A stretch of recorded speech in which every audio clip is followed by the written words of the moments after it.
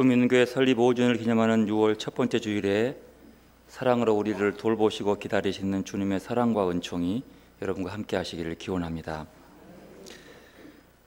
오늘 우리 교회 설립 5주년 기념하는 주일입니다. 지금까지 우리를 인도해 주신 에베네셀 하나님께 감사와 영광을 돌립니다. 돌아보면 하나님께서 우리를 위해 필요한 모든 것들을 예비해 주셨다 라는 것들을 깨닫습니다. 여호와 이레 하나님을 찬양하지 않을 수가 없습니다. 돌아보면 눈물도 한숨도 안타까움도 우여곡절도 많았고 말도 많았지만 하나님은 기쁨 있는 교회를 통해서 말씀하시고 우리를 통해서 주님의 일을 해오셨습니다. 교회는 힘과 풍요를 누리기 위해 수단 방법을 가리지 않는 세상의 질서와는 다른 질서에 속해 있습니다. 지배의 자리에서 섬김과 돌봄을, 풍요의 자리에서 나눔과 절제를 세우는 것이 교회의 교회됨입니다. 하지만 진정한 교회는 언제나 새 속의 파도 속에서 외롭게 떠 있는 섬과 같습니다. 그래도 우리 예수님 한 분만으로 충분한 교회임을 저는 확신합니다. 엔젤라 엘웰 헌트라고 하는 분이 쓴 새나무의 꿈이라는 동화가 있습니다. 유치부의 아동부에서 많이 사용하는 동화고요. 특별히 유치부와 아동부들이 연극으로 했던 연극 대본이기도 합니다. 새나무의 꿈. 어느 산속에 새나무가 자라고 있었습니다. 그 새나무는 각각 꿈이 있었어요. 첫 번째 나무는 내가 다음에 좋은 나무가 되어서 보석을 간직하는 보석함이 되고 싶은 꿈을 꾸었습니다. 두 번째 나무는 내가 잘 자라서 큰 호화스러운 큰 유람선의 배를 만드는 데 사용되어서 사람들을 태우고 다니면서 기쁨을 주는 그런 나무가 되고 싶었습니다. 세 번째 나무는 잘리고 싶지 않고 높이 자라서 아름답고 높은 곳까지 올라가서 하나님께 영광을 돌리고 자기의 이름을 내고 싶었습니다. 몇 해가 지난 후 첫 번째 나무는 베어서 뚝딱뚝딱 목수의 손에 의해서 나귀나 소들이 먹는 여물통이 되고 말았습니다. 그 나무는 한숨을 쉬었습니다. 내가 이것이 되고 싶은 것이 아닌데 겨우 여물통이야.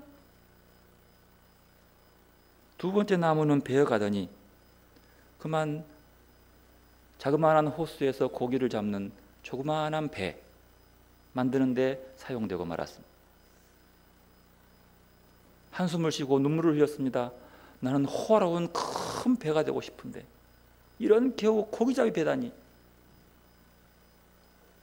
세 번째 나무는 그저 베어다가 목재소에 저장고에 툭 저장하는 그런 별로 존재감 없는 나무가 되었습니다. 세 번째 나무는 슬펐습니다. 아무것도 못하는구만. 오랜 시간이 지난 어느 날 머물 곳을 찾던 한 목수와 임신한 그의 아내가 평범하고 냄새나는 여물통이 있는 마곡간으로 들어왔습니다. 그리고 그 여물통을 깨끗이 닦더니 새로 태어난 아기의 요람이 되었습니다. 첫 번째 나무였던 구유는 이 세상에서 가장 위대한 보물인 예수님을 담는 여물통이 되었다는 거죠. 그리고 30년이 지난 어느 날 한 사람이 몇몇 어부와 같이 고깃잡이 배에 올라서 사람들을 가르치기 시작했습니다. 그들은 어느 날 어느 시간 깊은 곳으로 가다 보니까 태풍이 불고 폭풍이 불어서 배가 빠질 지경이었습니다. 그런데 거기에 있는 그 사람이 그 폭풍을 잔잔케 합니다. 이제는 그 배는 고기를 잡는 배가 아니라 하나님 나라를 위해서 사람을 낚는 이들을 태우는 배가 되었습니다. 3년 후 목재소에 그저 저장된 창고에 통나무로 눕혀있던 세 번째 나무는 참 하나님이요 참 사람인 예수님이 못 박으신 십자가를 만드는 도구로 사용되었습니다. 세 번째 나무는 이제 하나님께 영광을 드리는 것은 물론 천상아버지께로 향하는 세상의 구원자인 구세주를 모시는 나무가 되었습니다. 이 세 나무가 각자 행복한 그 무엇인가 되고 싶은 꿈을 꾸고 있었지만 그 꿈이 자기의 꿈이 좌절되고 난 후에 자기가 원하지 않았지만 세상에 가장 삶의 의미 있는 의미를 찾게 되었다는 기록의 그런 동화입니다. 어느 목사님이 런던 타워를 일행과 함께 관광을 한 적이 있었답니다. 그곳에는 2800개의 보석으로 박힌 빅토리아 여왕의 왕관이 있는 자리랍니다. 그리고 세계적으로 가장 크고 가장 귀한 다이아몬드인 아프리카의 별이라고 하는 그것이 빛나는 그곳이랍니다. 많은 여행객들이 2800개가 박힌 보석의 그 왕관을 바라보고 특별히 아프리카 별인 그 다이아몬드의 보석을 보면 감탄을 내지 않을 수 없다는 거죠. 이게 경매가가 거의 한 120억 정도 되는 거예요. 기가 막힌 것이죠. 모두가 다 그곳을 떠나지 못하고 열심히 쳐다보고 있었습니다. 그때 그 목사님이 함께한 일행들 옆에서 조용히 뒤에 와서 이렇게 노래를 불렀습니다. 주 예수보다도 귀한 것이 없네. 이 세상 다이아몬드와 바꿀 수 없네. 조용한 그 소리에 일행들이 한바탕 크게 웃고 나더니 전혀 미련 없이 그 자리를 떠나더랍니다. 맞습니다. 우리 크리스찬에게 있어서 주 예수보다 귀한 것이 없습니다. 여러분에게 예수보다 귀한 것이 있습니까? 그런데 평소 말과 고백은 잘하면서도 정작 그렇지 못할 때가 얼마나 많은지 모르겠습니다.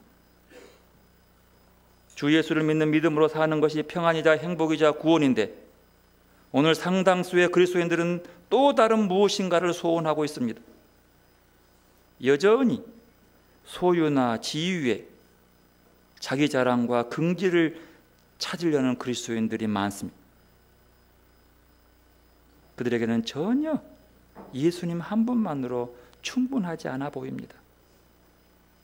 그래서 역시 교회를 얘기할 때도 건물이 어떻고 교회의 위치와 자리가 어떠하고 성도의 수가 어떻고 교통이 어떻고 그러면 교회가 잘 될 것이라고 하는 장사 속인 교회를 사모하는 것들이 많습니다. 그러나 오늘 본문에서 바울은 이렇게 분명히 선언합니다. 23절 교회는 그의 몸이니 만물 안에서 만물을 충만하게 하시는 이의 충만함이니라. 계시와 지혜, 부르심의 소망, 기업의 풍성, 하나님의 능력의 크심으로 가득한 곳이 바로 교회라고 얘기합니다. 그러므로 교회, 그 다른 무엇이 필요하지 않습니다. 교회는 그리스도의 몸으로 오직 예수로 존재하고 예수로 살고 예수의 생명을 이어가는 예수의 공동체가 교회입니다. 이 예수님이 창조주요 구원의 주이시니 세상 그 무엇도 더 필요치 않는 것입니다. 그래서 베드로는 담대하게 고백합니다. 은과 금은 내게 없거니와 내게 있는 것을 내게 주노니 나사렛 예수 그리스도 이름으로 일어나 걸으라. 베드로의 호주머니에 무언가 돈이 있었다면 그거 주고 말았을 것을 아무것도 없었기 때문에 예수 그리스도의 능력으로 그를 일으켰습니다. 어쩌면 교회가 도리어 없는 것이 힘이요 능력입니다. 왜냐하면 예수 그 이름 하나만으로 부요함을 누릴 수 있기 때문입니다. 따라서 교회는 높아지기보다 낮아지고 큰 자가 되기보다는 섬기는 자가 되고 부유하기보다는 가난해지고 잘난 사람보다도 죄인이 되고 자신을 주장하기보다는 십자가에서 죽는 연습을 하는 곳이 교회가 되어야 합니다. 그래서 마침내 이렇게 고백할 수 있어야 합니다. 그러므로 내가 그리스도를 위하여 약한 것들과 능욕과 궁핍함과 박해와 곤고를 기뻐하노니 이는 내가 약한 그때의 강함이니라. 지금 기쁨 있는 교회는 무엇이 부족합니까? 무엇이 채워야 할 것입니까? 만일 예수 그리스도가 그곳에 계시다면 그것만으로 충분할 수 있어야 합니다. 기쁨 있는 교회는 예수님 한 분만으로 충분하고 그것으로 아우실 곳이 없음을 고백하는 공동체가 되어야 합니다. 여러분, 교회에 대해서 얼마나 알고 얼마나 믿고 있습니까? 얼마나 아십니까? 놀라운 사실은 교회를 오래 다녔음에도 많은 이들이 잘못된 지식과 잘못된 믿음으로 교회를 통해 당연히 누려야 할 행복과 충만과 축복을 경험하지 못한다는 것입니다. 그래 일찍이 호세 선지자는 말합니다.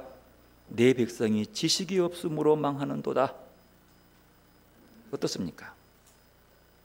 만일 여러분도 그 중에 한 사람이라면 서둘러서 바른 지식을 가져야 할 것입니다. 본문은 교회를 그리스도의 몸이라고 했습니다.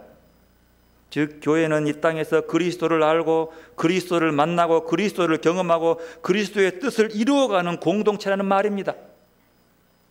교회가 그 이외에 무엇을 목적하겠습니까?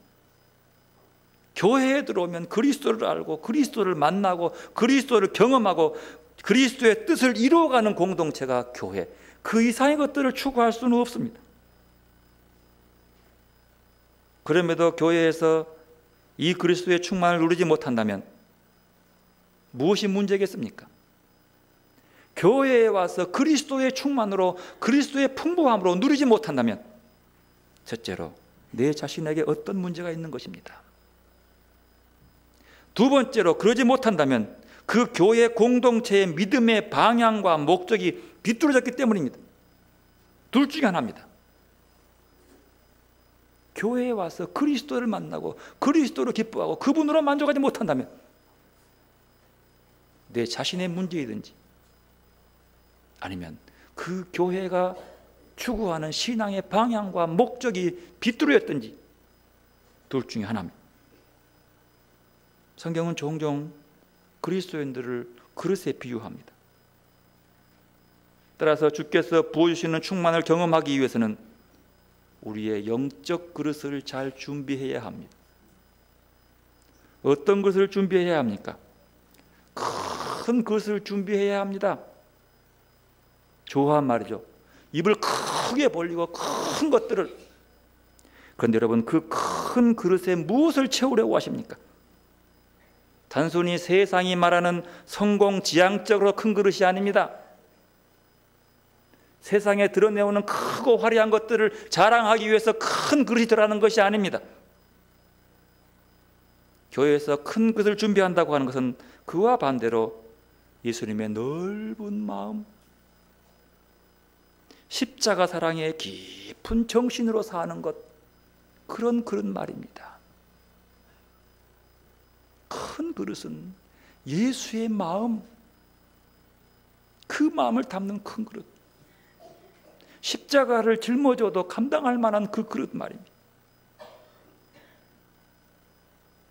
그리고 온전한 그릇을 준비해야 합니다. 아무리 큰 그릇을 준비했다 할지라도 깨진 그릇이라면 쓸모없습니다. 따라서 그리스도인들은 온전한 그릇 되기 위해서 진실하고 신실하고 거룩한 삶을 살아가야 하며 순전하고 정직하고 신실하여 언제나 하나님 앞에서 행하는 삶, 하나님 앞에서 부끄러움 없는 삶으로 설 수 있어야 합니다. 그리고 이 모든 일에, 우리의 모든 일에 바르고 깨끗해야 하는 것입니다. 그리고 비워져 있는 그릇을 준비해야 합니다. 큰 그릇과 빈 그릇 중에 뭐가 더 많이 채울까요? 빈 그릇이 많이 채워지는 겁니다. 그릇 속에 음식물을 오래 보관하면 어떻습니까? 썩습니다.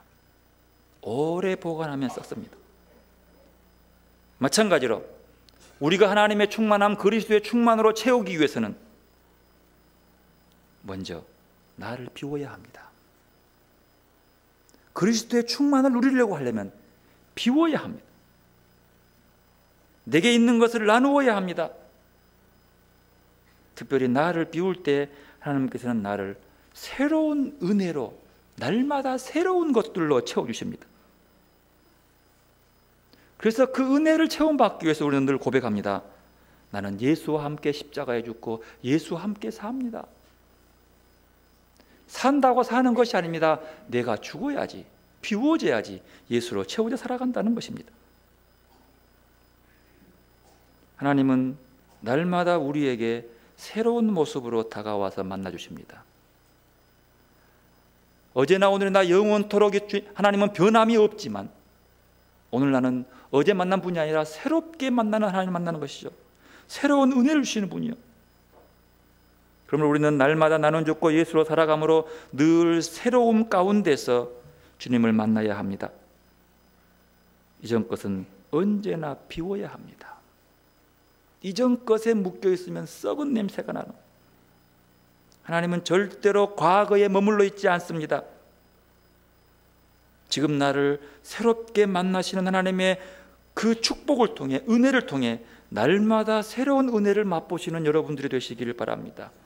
이것이 우리 고백이 돼요. 날마다 새롭게 하시는 주님의 은혜, 내가 새롭게 그 은혜에 한다고.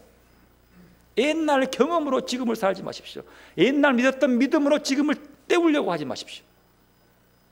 내 처지가 어떠하든, 지금 어떠하든, 힘이 있든 없든, 약하든 강하든, 열심히 있든 없든 날마다 새롭게 나를 만나주시면서 나를 인도하시고 내게 은혜를 베푸시는 그 주님을 날마다 만나시기를 바랍니다. 그러기 위해서는 비우십시오. 내가 죽지 않으면 안 되는 것입니다.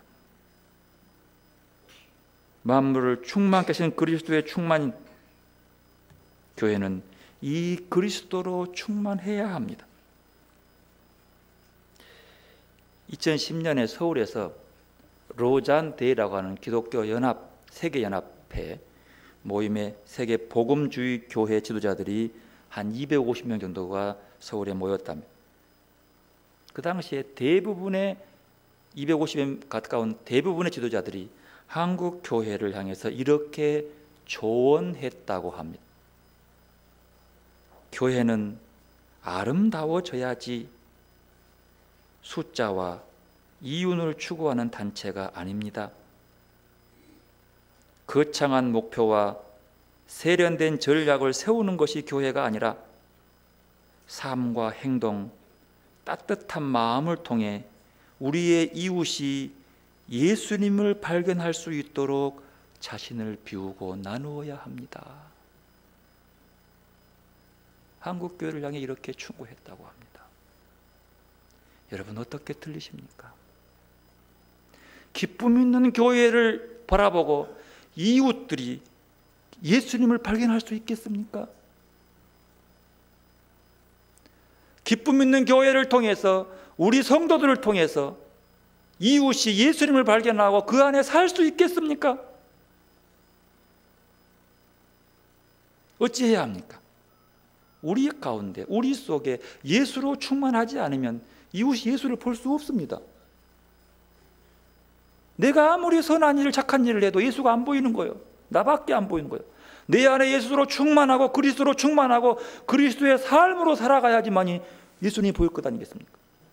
기쁨 있는 교회가 늘 그리스도로 충만하고 그리스도로 경험하고 그리스도 만나는 것을 목적으로 하고 예배를 드리고 함께하면 모든 일과 사업 속에서 그리스도가 중심이 되고 그리스도의 충만함을 드러내기 위한다면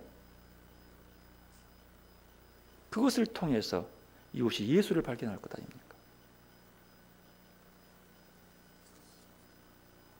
기쁨 있는 교회는 세상의 소유와 세상의 자랑이 아니라 그리스도의 충만을 담을 수 있는 그릇인 줄을 저는 믿습니다.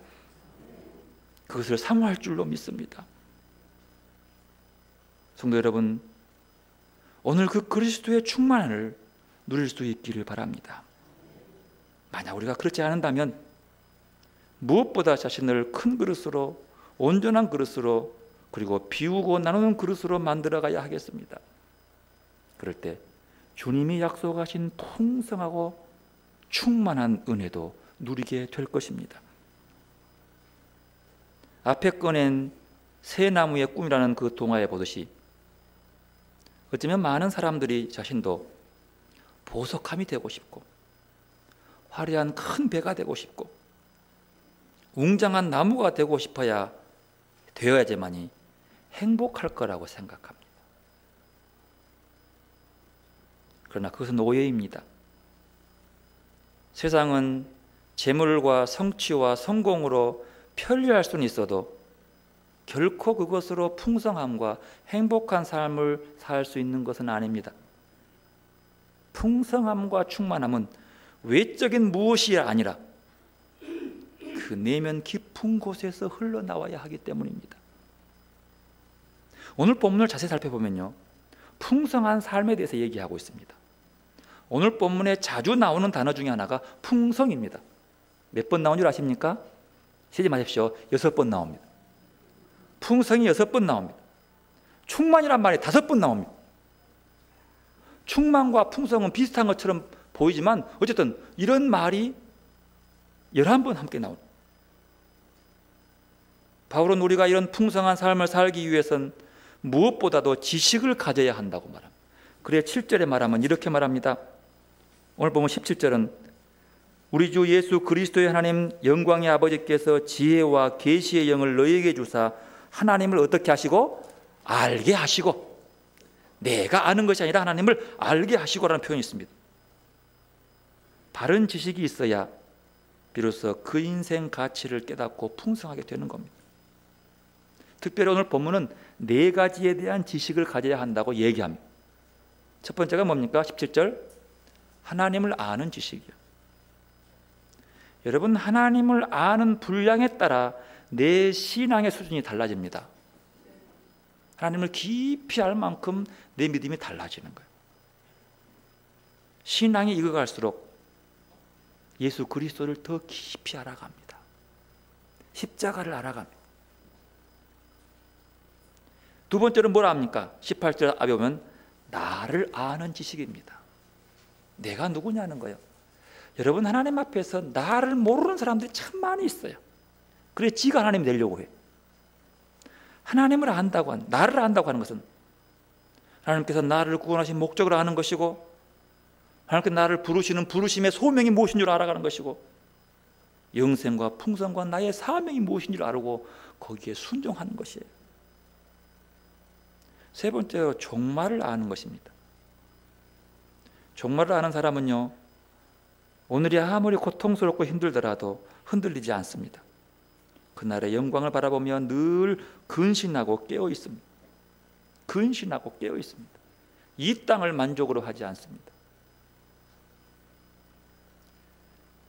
분당에 있는 선한 목자의 유기선 목사 동생이 의사랍니다. 어느 날 그 의사가 개업을 하고 있는데 갑자기 형님에게 왔습니다. 형님, 저 선교사로 가야 되겠습니다. 그래. 어쨌든 동생을 크게 눈물로 기도해주고 보냈습니다. 미국에서 끼어다 훈련 받는데 훈련 받으러 가서 가족이 함께 부부가 함께 선교사 훈련을 받고 있습니다. 형님 찾아갔어요. 찾아갔더니 컨테이너 박스에서 살고 있더랍니다. 한참 형님하고 얘기하고 있는데 전화가 오더래요. 때르릉 전화 받고 막 형님 다녀와야 되겠습니다. 어디 가는데 이곳에 생활하기 위해서는 무언가 한 가지의 자기 일이 있습니다. 나는요 집안에 수도가 고장나면 그거 고쳐주는 사람입니다.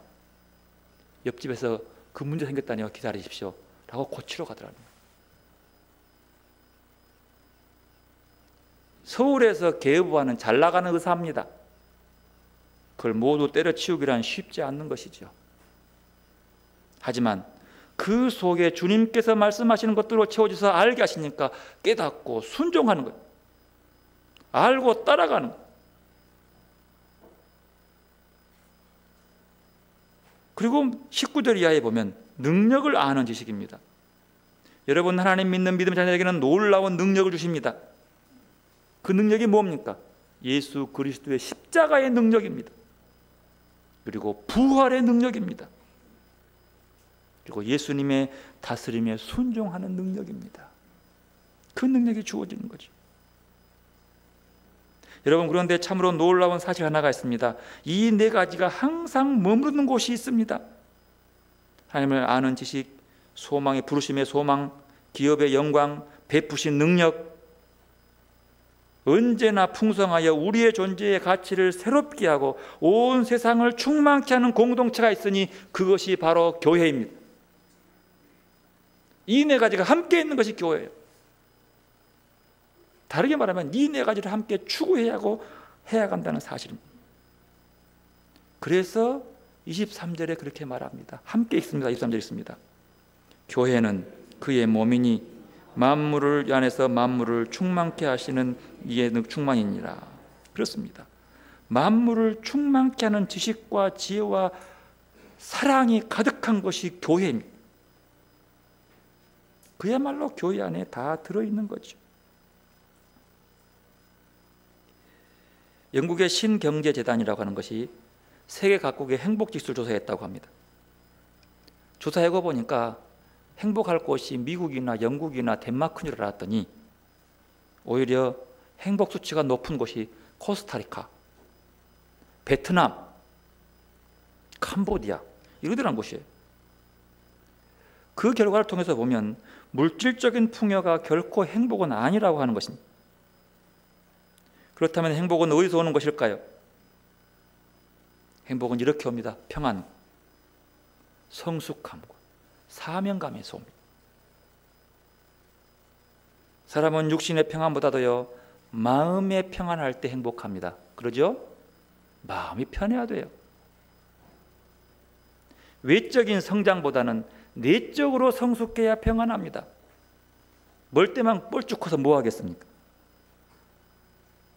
지루한 생업보다는, 지루하게 마지못해 하는 일보다는 인생의 그 사명을 수행하면서 사명을 감당할 때 행복할 것입니다. 그렇다면 여러분은 이런 행복을 발견하고 누리고 사십니까? 놀랍게도 이 세 가지를 동시에 경험할 수 있는 곳이 있습니다. 어디입니까? 그것이 바로 교회입니다. 그게 바로 교회입니다. 마음의 평안을 추구하는 곳이 교회입니다. 외적보다는 내적 성숙을 추구하는 곳이 교회입니다. 주어진 사명에 순종하고 그 길을 따라가는 것이 교회입니다. 그래서 오늘 본문이요, 교회는 그의 몸이라는 거예요. 만물 안에 만물을 충만케 하시는 것. 도대체 교회가 어떤 곳이기에 이런 큰 행복을 누릴 수 있는 놀라운 자리가 되는 것일까요? 첫째로 교회는, 기쁨 있는 교회는 그리스도의 현존을 드러내는 공동체이기 때문입니다. 그리스도의 현존, 그리스도의 임재를 드러내는 신앙 공동체. 교회는 그의 몸이라고 했습니다. 교회의 교회됨은 많은 사람이나 웅장한 예배당이 있는 것이 아니라 그리스도의 임재 안에 있는 곳이 교회의 교회됨입니다. 그리스도의 현존이 드러나는 곳이, 그곳이 바로 진정한 교회입니다. 오늘 한마음 잔치의 일을 통해서 그리스도의 현존이 드러날 수 있기를 저는 간절히 바라겠습니다. 두 번째로 기쁨 있는 교회는 사람을 살리는 생명 공동체이기 때문에 교회가 행복하는 것입니다. 교회는 그의 몸, 즉 교회가 주님의 손과 발이 되어 그분의 뜻을 실천하고 실현하는 공동체라는 이야기입니다. 몸은 그거잖아요. 그리스도의 손이고 발이고 그런 것들을 실천하고 그 뜻을 따라가기 때문에 결국 사람을 살리는 곳이에요. 예수님은 우리를 살리기 위해 십자가 죽으셨습니다. 살리는 공동체. 더 재미있는 것은 십자가에 죽어야 살린다는 거예요. 이웃 살리는 공동체, 세상을 살리는 공동체. 그리고 기쁨 있는 교회는 세상을 풍성하게 하는 축복의 공동체라기 때문이에요. 여러분, 우리가 세상을 축복할 수 있는 공동체입니까? 뭘로 축복해야 합니까? 예수 그리스도를 주는 것보다 더 큰 축복이 없습니다. 예수 그리스도의 사랑과 그 능력과 그 은혜를 나누는 것보다 더 큰 축복이 없습니다. 비싼 물건 나눌 필요 없습니다. 예수 그리스도로 채워주는 것보다 더 큰 축복이 없습니다. 교회는 만물에서 만물을 충만하게 하시는 이의 충만함, 교회가 세상을 위한 축복 공동체라는 뜻은 교회의 주인이 그리스도이기에 그분으로부터 흘러나오는 은혜와 축복이 세상으로 흘러가야 한다는 거예요. 여러분, 먼저 그리스도 안에 내가 삽시다. 그리고 사람을 살립시다. 그리고 세상을 축복합시다. 그 축복을 나눕시다. 그래서 교회가 세상의 희망이고 우리의 소망인 것입니다. 그래야 되는 거예요. 기쁨 누교의 설립 5주년을 맞이해서 우리 교회가 우리 스스로의 소망이요 세상의 소망이 될 줄로 믿습니다. 큰 일을 해서가 아닙니다. 뭐해서요? 예수 그리스도의 빛을 나눔으로, 그 은혜를 흘려보내므로. 그러므로 세상의 희망과 소망과 살리는 것이 되기 위해서 최선을 다해야 하겠습니다. 어렵고 힘들고 좌절도 많고 유혹도 많지만 끝까지 포기하지 않고 그 길을 가르는 여러분들이 되시기를 바랍니다. 주님은 천사를 통해서 우리를 응원할 것입니다. 그래, 나가라. 더 나아가서 그 은혜를 나누라. 예수를 나누라 라고 하실 겁니다. 주님께서 여러분과 늘 함께 하실 것입니다. 오늘 또 임마누엘 주님과 함께 오늘 할 동안, 그리고 늘 한 주간의 삶 동안 그리스도로 충만한 삶으로 충만한 교회고 충만한 그 교회의 성도들이 되시기를 간절히 축원합니다. 기도하겠습니다. 하나님, 우리가 그리스도로 행복하고 그리스도로 만족하고 그리스도로 충만케 하시오니 참으로 감사합니다. 우리에게 늘 순간순간 유혹으로 넘어가고 세상 것들을 바라보지만 다시 한번 말씀을 통해서 그리스도로 충만케 하라고 말씀하시오니 감사합니다.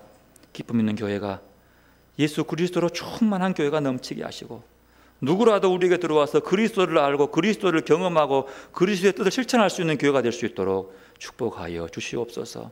우리가 이제 주님께 설립한 그 목적을 이루어가게 하시고 설립하신 주님의 뜻, 그 주님의 뜻을 잘 받들어서 그리스도의 향기를 풍기고 사람을 살리고 세상을 살리는 교회가 될 수 있도록 은혜를 베풀어 주옵소서. 주 예수보다 더 귀한 것이 없음을 고백하는 믿음의 성도가 되게 하여 주시옵소서. 예수님의 이름으로 기도드리옵나이다. 아멘.